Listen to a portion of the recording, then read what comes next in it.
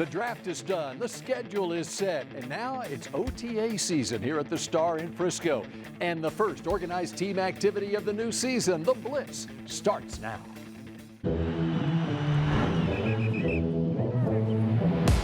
Pops out to the right, breaks a tackle. They blitz it. Prescott throws it down the right side for Lamb. Caught it!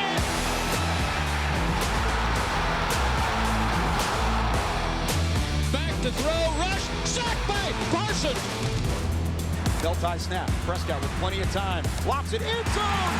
Jake Ferguson.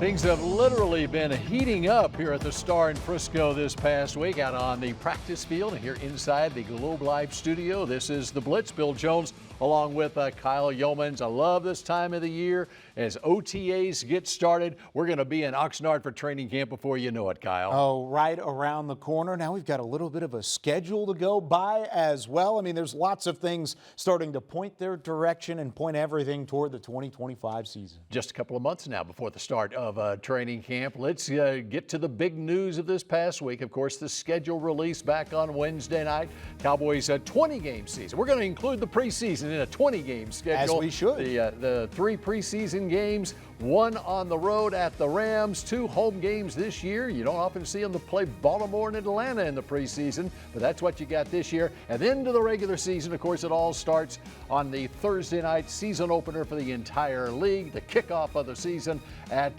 Philadelphia.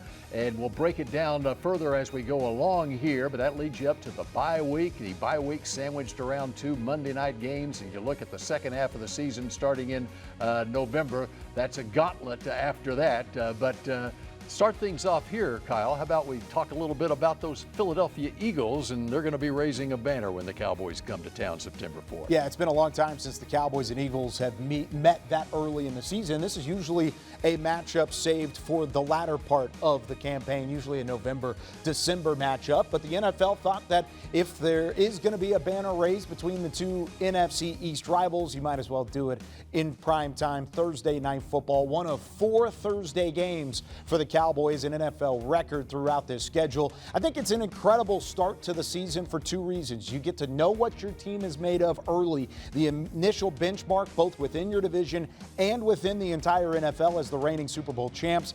Brian Schottenheimer and company will have an opportunity to go up there and try and play spoiler. That's the second reason. So you learn about your football team. You get to see what they're made of both on and off the field. This is an opportunity for this team to show just how many steps forward they've taken through the offseason and through the start of the Brian Schottenheimer era. And what everyone's talking about, not only that Eagles game, but Patrick Mahomes and the Chiefs coming here on Thanksgiving. In fact, the Cowboys playing not only on Thanksgiving Day at home, but also playing on Christmas Day, a noon kickoff Dallas time at Washington. I think this Thanksgiving Day game, Kyle, is going to be the most anticipated Thanksgiving game in the 60-year history of the series for Dallas. And I think you're right, spot on. And I think that the fact is you have the dynasty that is the Kansas City Chiefs. Even though they did not win the Super Bowl last year, they had a shot and they were in New Orleans for the Super Bowl as AFC representatives last year. Patrick Mahomes, Travis Kelce, Chris Jones, Andy Reid is one of the best head coaches in all of football right now.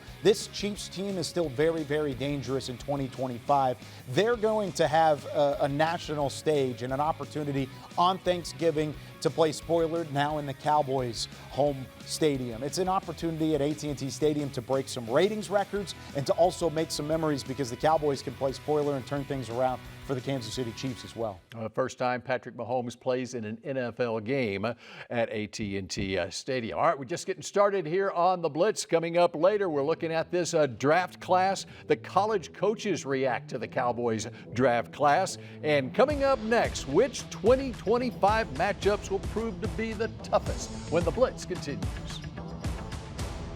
The Dallas Cowboys Blitz, presented by Blockchain.com, is brought to you by AT&T, an official sponsor of the Dallas Cowboys, and by Blockchain.com. Invest like your icons with Blockchain.com.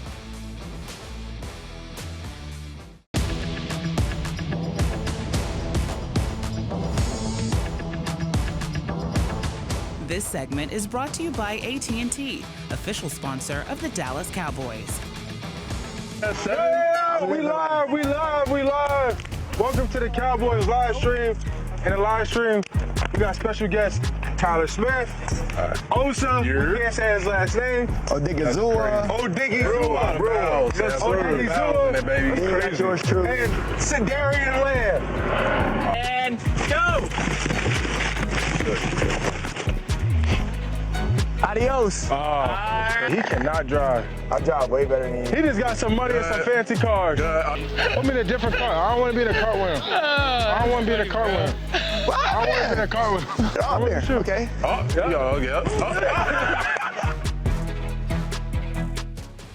You know, most people play golf at the Cowboys Golf Classic. That foursome did a whole bunch of other things. I hope you watched America's stream. That's what I did, getting ready for the schedule release on Wednesday night. That got me fired up for some football, and this will get you fired up for this season, or maybe not as we go along here, because it's a pretty daunting second half of the schedule as we've talked about here. But let's dive into the first half here, Kyle, and what are you seeing here? Well, I see some tough games here as well. We'll get to the second half and just the gauntlet that is, but of course we talked about it already. You open up against the defending Super Bowl champion Philadelphia Eagles. That's the first shot for Brian Schottenheimer to make an impact. We'll talk more about that as the offseason goes along, because that's the first benchmark test. I really want to look at the first couple games against the NFC North. You've got the Chicago Bears in Week 3 and the Green Bay Packers in Week 4. Two teams that could go in very different directions. You have the Bears behind a second-year quarterback, first-year head coach Ben Johnson. You got Caleb Williams at quarterback.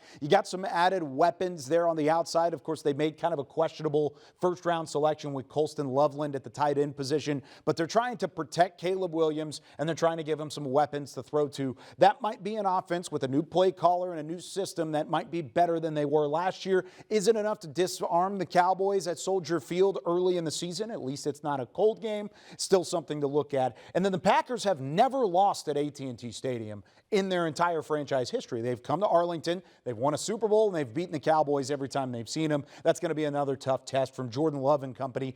Lost a couple key pieces over the course of the offseason. How good are they going to be? And then, of course, this 1-2 punch down in the middle. Washington and the Broncos on the road at Mile High Stadium. Washington coming off that NFC title game appearance, and the Broncos off of kind of an overachieving year in 2024. How good are they really going to be in 2025? You know, and when you look at this and what happens on the back half of this schedule, this 6-game stretch, Cowboys better win a lot of games early in this season, because this is a gauntlet, as you put it. Yeah, so let's go from here all the way down to here. This is 1, 2, 3, 4, 5, 6 straight teams that had at least 11 wins in the 2024 campaign. And by the way, there's only one team with only 11 wins, and that was the Los Angeles Chargers. It's the first time in NFL history that a team has faced 6 straight teams and opponents that won 11 games the previous year. That is a tough schedule. You've got all 3 teams that were represented in the conference championship game outside of the Buffalo Bills.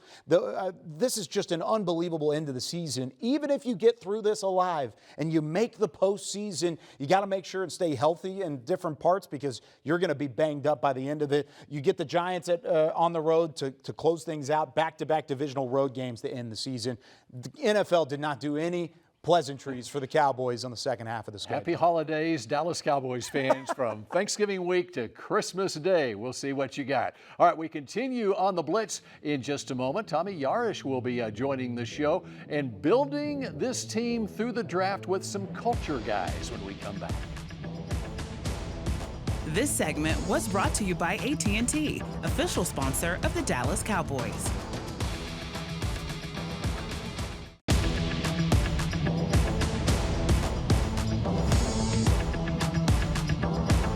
This segment is brought to you by Reliant, the official energy provider of the Dallas Cowboys.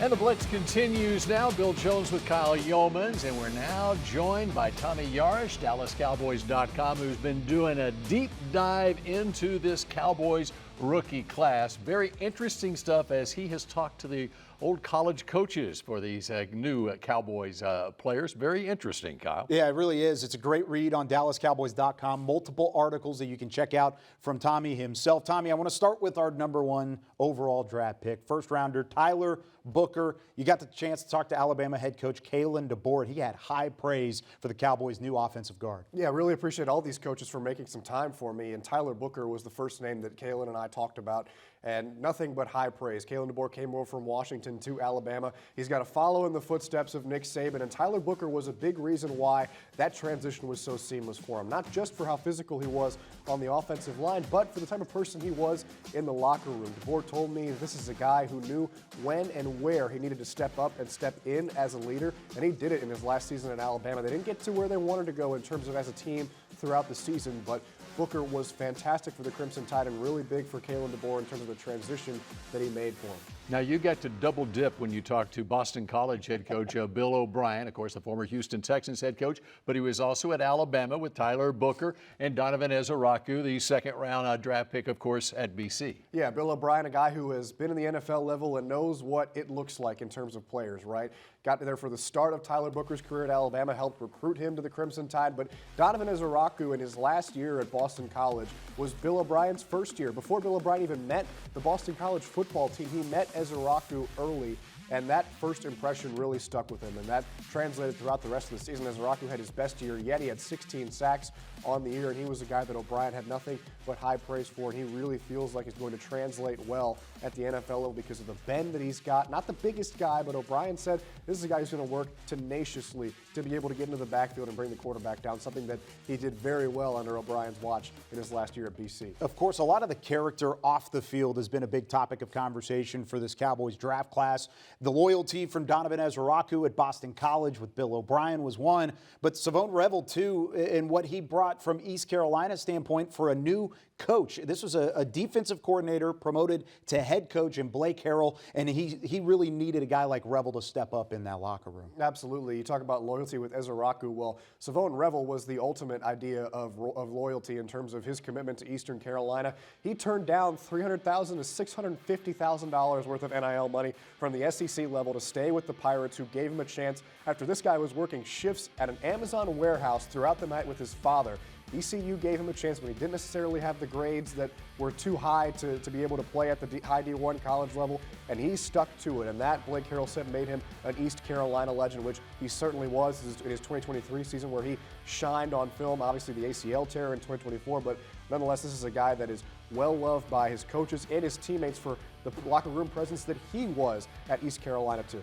All right, we looked at the top 3 picks. How about we go to the 5th round, the running back Jaden Blue out of Texas, and you had a chance to talk with one of my personal favorites, Tashard Choice, and basically behind enemy lines now because he's now the Lions running back coach, but he's had some good ones in college, hasn't he, Tashard? Absolutely. Tashard Choice at Texas has done one of the best jobs, if not the best job in the country at developing running backs. There's a picture of the Texas running back room from a couple of years ago with Bijan Robinson, Jonathan Brooks, Keelan Robinson, Roshan Johnson, and now Jaden Blue, the latest and 5th to go to the NFL, all under Tashard Choice's watch. And now Blue gets to play for the same team that took a chance on Tashard Choice when he was coming out of Georgia Tech. So Tashard, very excited to see Jaden Blue go to the NFL as his last collegiate prospect to make that jump. And they're going to play the Lions here down the line, fellas, so it's going to be an emotional moment for Tashard Choice, looking across the sideline as the running backs coach in Detroit and seeing Jaden Blue wearing the star on his helmet, knowing how much that means to Tashard. And Tashard is a fan favorite for everybody wherever he goes. Well, and he knows what it means to wear the star on the side of the helmet himself. He's got a running back that's going to do so as well. I mean, this is a high-character class, and I think all of the conversations you had with the head coaches from their collegiate experience now proves that Brian Schottenheimer, as the head coach in the NFL, is going to have something to work with down the line. That's exactly right. So check it out on DallasCowboys.com. Go read the series that Tommy did, talking to the college coaches. We appreciate Tommy Yarish for joining us. And the Blitz continues in a moment. Nicole Hutchison will be here. We'll look at some prime undrafted free agents. This segment was brought to you by Reliant, the official energy provider of the Dallas Cowboys.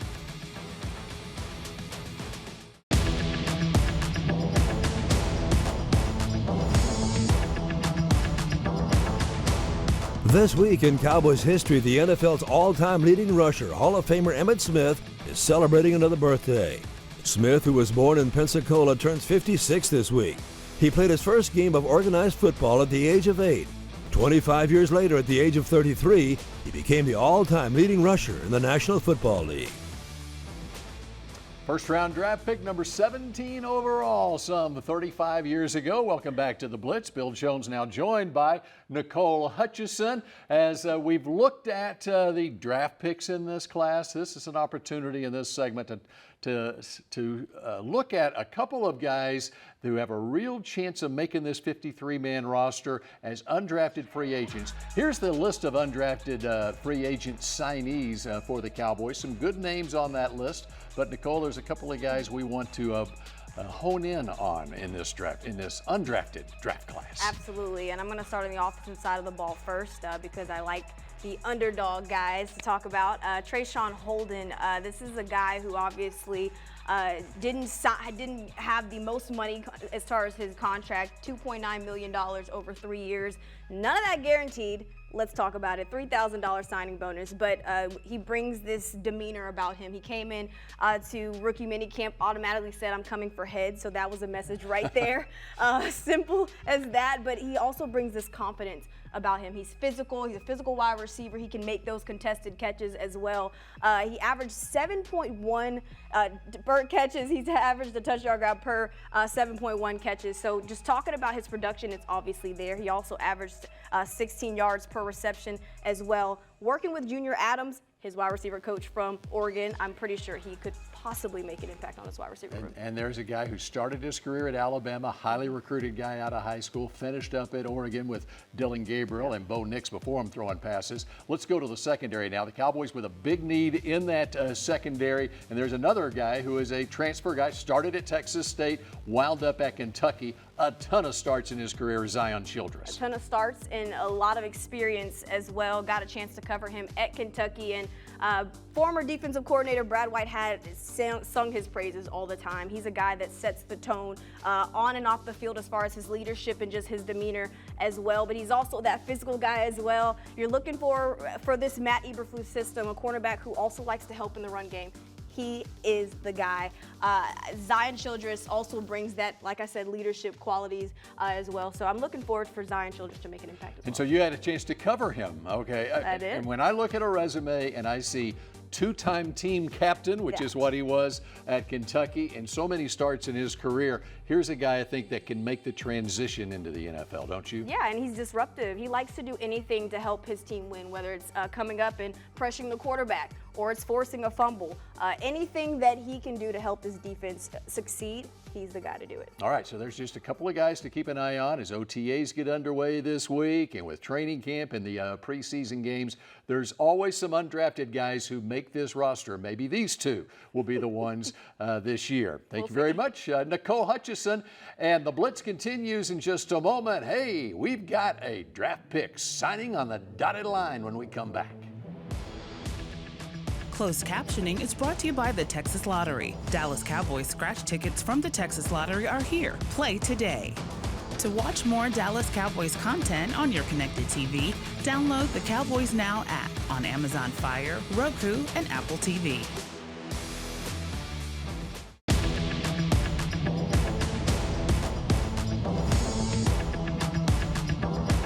The Dallas Cowboys Blitz, presented by Blockchain.com, was brought to you by AT&T, an official sponsor of the Dallas Cowboys, and by Blockchain.com. Invest like your icons with Blockchain.com.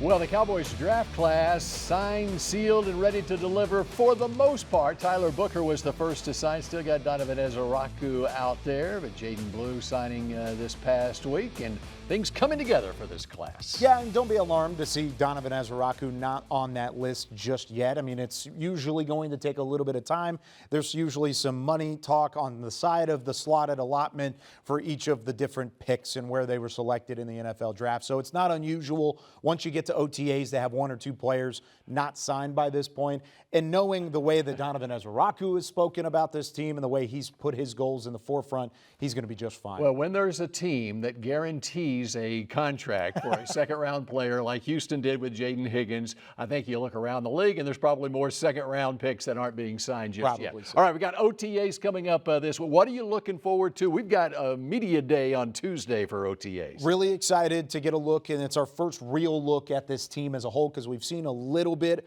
of rookie minicamp, but even that was just a split second. I want to see who's going to step up outside of both CeeDee Lamb and George Pickens at wide receiver. Who can be wide receiver 3? Because you have 3 potentials on the roster with Jalen Tolbert, Jonathan Mingo, and Kevontae Turpin. Who out of those 3 and out of that trio is going to be in the mix to be wide receiver 3? And I want to see Joe Milton throwing it around the yard. 100 yards. That's right. Thanks for joining us for the Blitz. We'll see you next week.